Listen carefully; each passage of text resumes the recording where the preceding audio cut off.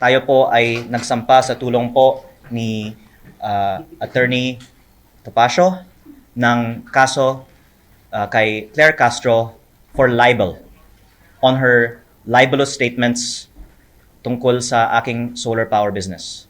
Uulitin ko lang po, nagsampa po ako ng libel case kay Yusek Claire Castro para sa 110 million pesos in damages plus attorney's fees. Hindi ko po binenta ang prangkisa dahil wala akong kumpanyang may prangkisa na binenta ko.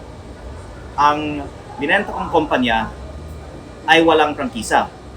At hindi ko naman pong nais na masaktan si Yusek Claire Castro, ngunit kailangan ko lang pong depensahan ang aking pangalan dahil ilang vlog na po siya tungkol sa akin at ayon po sa advice ng aking lawyer, maraming salamat po kay Attorney Topacio.